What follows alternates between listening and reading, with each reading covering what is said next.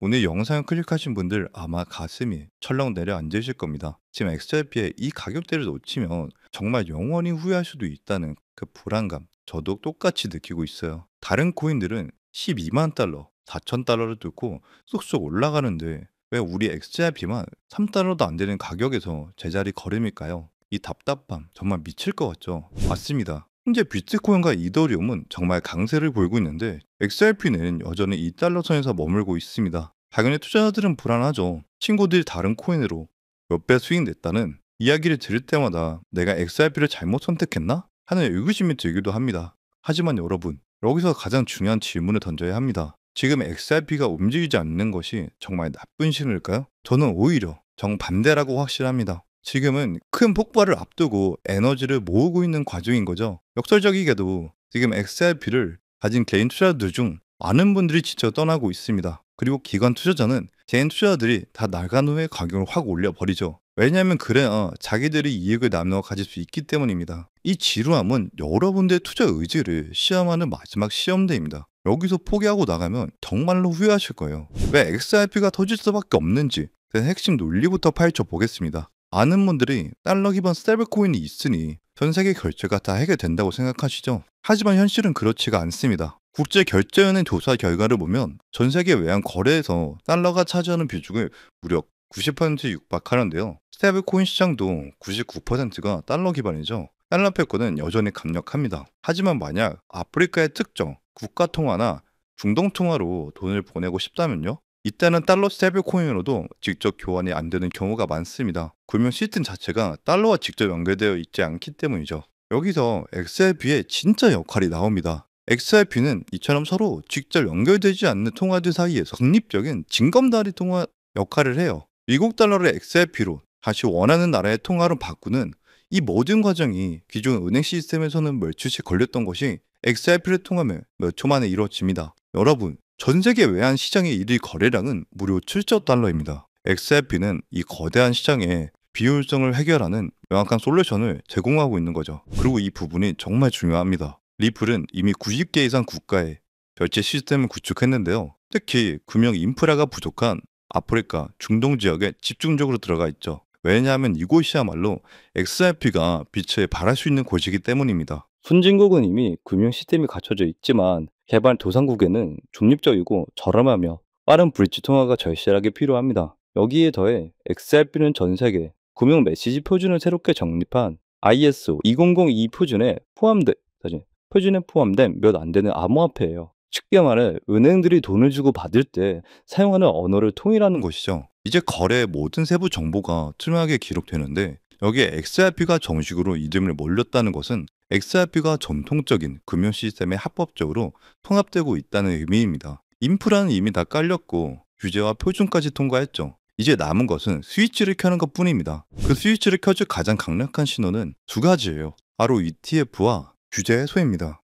첫 번째로 현물 ETF 출시입니다. 10월 18일에서 25일 사이에 출시가 유력한데요. 물론 미국 정부 셧다운으로 지연될 수는 있습니다. 그럼 ETF가 나오면 무슨 일이 벌어질까요? 지금까지는 복잡하게 암호화폐 거래소에 가입해야 됐지만 이제는 주식 계좌로 간단하게 SRP에 투자할 수 있게 됩니다. 더 중요한 것은 연기금이나 대형 자산 운용사 같은 월가 큰 손들이 규제 때문에 직접 투자하기 어려웠던 수조 달러의 자금을 ETF를 통해 합법적으로 쏟아부을 수 있게 된다는 거예요. 실제로 블랙록의 비트코인 ETF는 출시 1년 만에 240억 달러 이상의 수익을 냈고 최근에는 모든 ETF 중 자금 유인량 1위를 기록했습니다. 비트코인, 다음은 이더리움, 그리고 그 다음은 당연히 XRP겠죠. 두 번째는 규제 리스크 해소입니다. 미국에서는 지니어스 액트라는 법안이 통과되어 스테이블코인에 대한 규제를 명확히 했고 리플은 이미 연방원장을 신청한 상태입니다. 규제가 명확해졌다는 것은 기업들이 방해하지 않고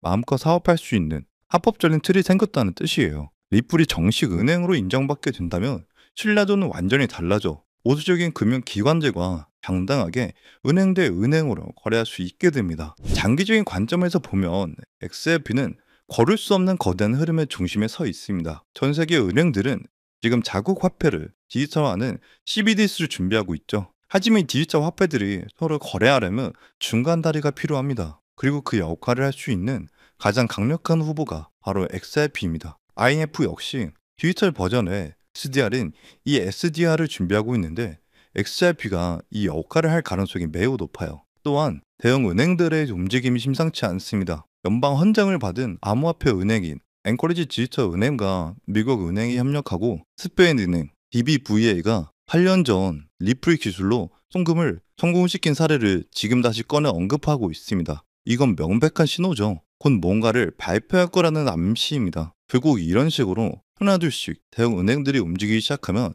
발표가 도미노처럼 연쇄적으로 이어질 겁니다. 그렇기 때문에 여러분들이 이 코인 시장에서 더 큰 수익을 내기 위해서는 여러분들 포트폴리오에 리플의 비중을 조금 더 싣는 전략이 필요하다는 거죠. 잘 한번 생각해 보세요. 과거 코인 시장은 어땠나요? ETF가 나오기 전과 규제가 명확하게 잡히기 전 코인 시장은 말 그대로 전쟁통이었습니다. 남들은 뭐하러 그런 데이터 따위에 돈을 쏟아붓냐고 손가락질을 했고 그냥 허정의 돈일 뿐이라며 비난을 했었죠. 하지만 지금은 그때와는 정말 180도 바뀌지 않았나요?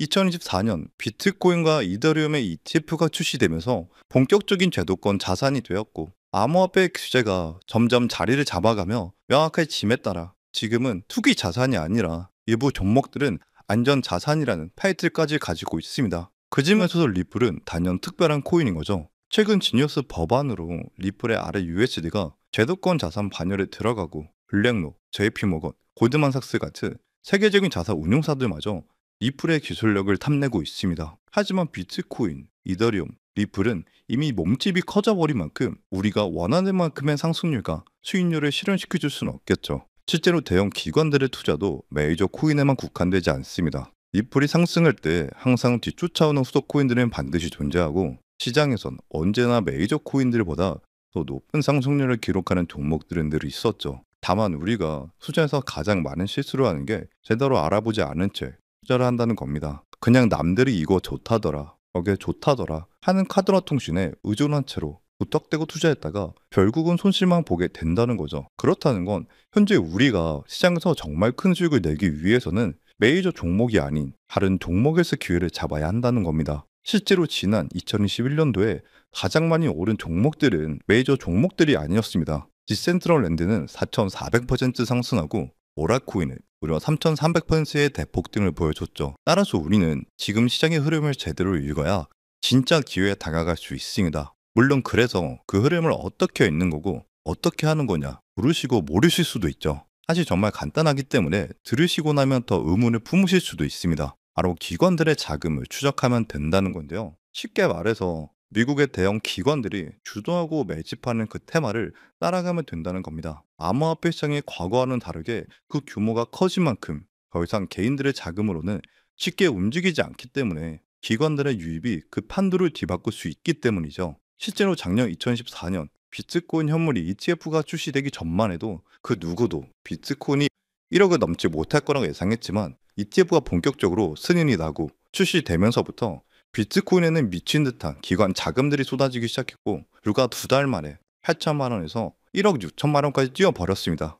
이게 뜻하는 바는 현재 시장에서 가격을 확실히 끌어올릴 수 있는 건 기관들이 주도해야 된다는 건데요. 그렇다면 이제 블랙록, JP모건 같은 월가 주요 자산 운용사들이 앞다투어 선점하고 있는 테마가 무엇일까요? 바로 RWA, 실물자산 토큰화입니다. 최근 뉴스나 기사에서 많이 들어보셨을 텐데요. 실제로 블랙록이 주도하는 비들 펀드에 속해 있는 온도 파이낸스는 초기 상장 대비 1000%를 올리며 RWA 테마에 배정주로 올랐습니다. 그 밖에 RWA 테마 코인들도 수백 퍼센트 상승률을 기록하기도 했죠. 그럼 도대체 이 RWA가 정확히 뭐길래 주요 기관들이 눈독을 들이며 막대한 자금을 쏟고 저런 상승률이 나올 수 있는 걸까요? RWA, 즉 실물자산 토큰화는 말 그대로 현실에 있는 자산인 건물, 금, 미술품, 채권 등을 블록체인으로 가져와 블록체인 위에서 조각조각 나눠 투자할 수 있게 만든다는 겁니다. 단돈 몇천 원으로도 건물에 대한 지분 등을 살 수 있게 되는 거죠. 기존 현실에서는 수천만 원, 수억 원의 자산이 필요해 가능했던 것이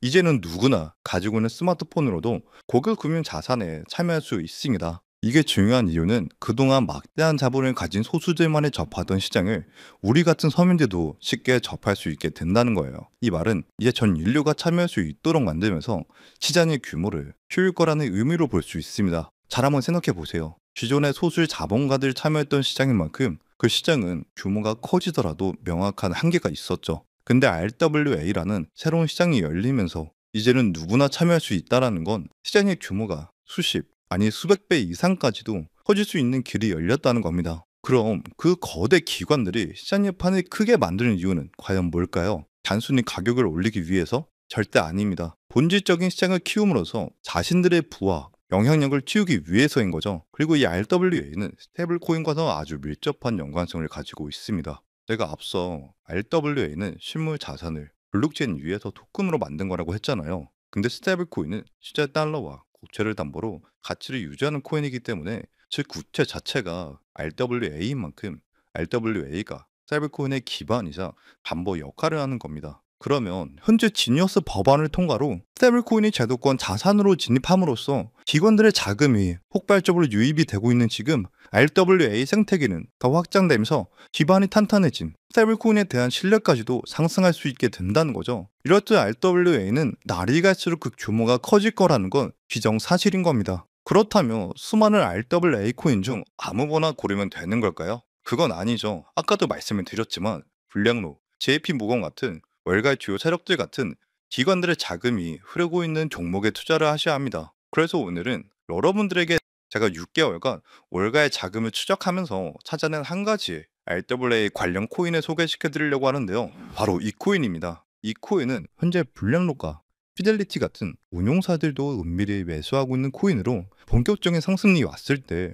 5000%, 아니 1000% 그 이상까지도 충분히 상승할 수 있을 거라 생각하고요. 아직 가격도 원화로 160원 정도로 아직 대중들에게 알려지지 않은 저평가 코인입니다. 충분한 시드가 없으신 분들도 충분히 큰 수익을 벌어가실 수 있을 거라 생각합니다. 현재 제가 코인명을 가려 놓았는데 유튜버 정책상 코인명이 공개될 경우 제재를 받고 있기 때문에 어쩔 수 없이 가려 놓았다는 점 양해 부탁드립니다. 그래서 해당 코인명을 알고 싶다 하시는 분들은 제가 개인적으로 연락을 드릴 수밖에 없는데요. 정보 받아보시는 방법은 어렵지 않습니다. 이 영상 하단에 설명란이 나오면서 더보기 버튼이 보이실 텐데요. 더보기를 누르시면 파란색의 링크가 나옵니다. 클릭해서 들어가시면 간단한 설문이 나오는데 10초밖에 안 걸리는 간단한 설문이니까 작성하셔서 제출하시면 한 분 한 분 최대한 빠른 시일 내에 연락을 드리고 있습니다. 특히 전화번호 입력란에 잘못 적으시면 제가 공유해 드릴 수가 없다는 점 반드시 기억하셔서 확인 부탁드리고요. 그리고 컴퓨터로 영상을 보시는 분들은